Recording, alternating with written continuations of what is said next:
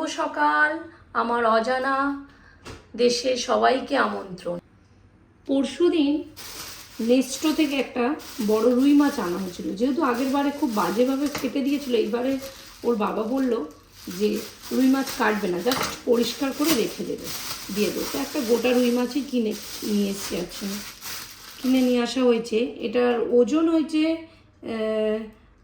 2 KG 790, আর এটার দাম হয়েছে ওই 3 রিয়াল 111 পয়সা, মানে 3 রিয়াল মানে প্রায় এটা 800 থেকে 900 টাকার কাছাকাছি 2 কেজি 700 গ্রাম মাছের দাম।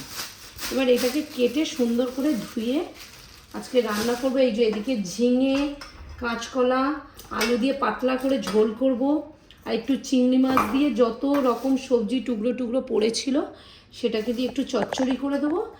আর এটা হয়ে গেল আমাদের। আর ওর বাবার করে দেবো এই মাংসটাকে সেদ্ধ, ভাত আর একটু ডাল।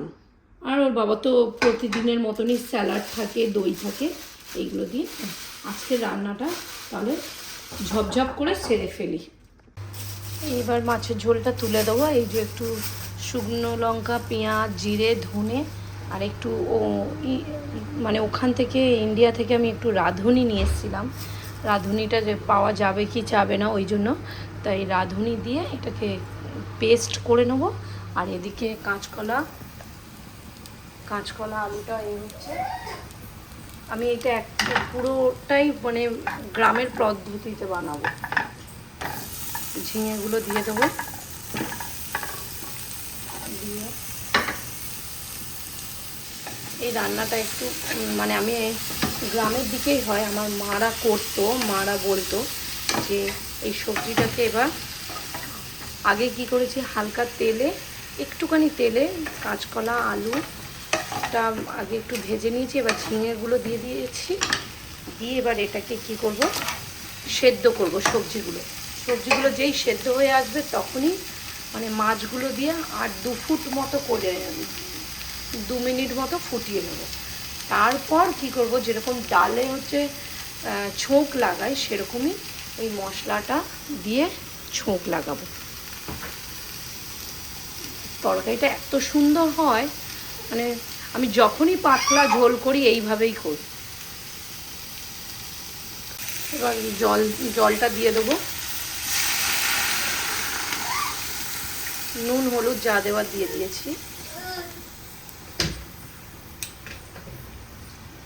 এবার এটা সেদ্ধ হতে থাকবে, আর ওদিকে আমি মশলাটা করে নিয়েছি। এই যে মাছগুলো দিয়ে দেওয়ার পর দেখি ভালোই ফুট ধরে নিয়েছে, এরকম ফুটবে। আলুটা সেদ্ধ হয়ে গেছে নাকি দেখি, আলু কাঁচকলাটা, বাস আলু কাঁচকলা সব সেদ্ধ হয়ে গেছে। এবার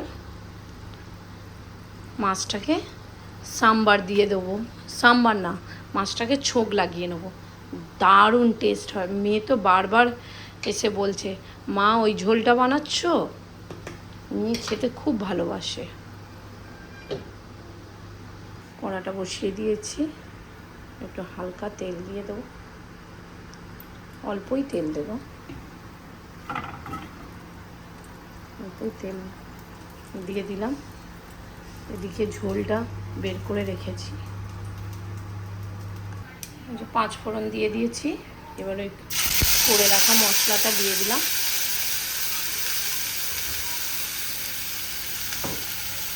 মশলাটাকে ভালো করে কষিয়ে নেব।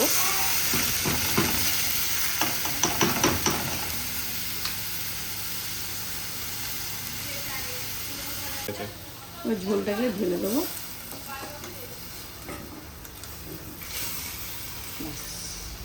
ওর বাবার মাছটা শুধু ভাজিনি, সেদ্ধ করেছি, ওই জন্য ওর বাবার মাছটাই ভেঙে নেব।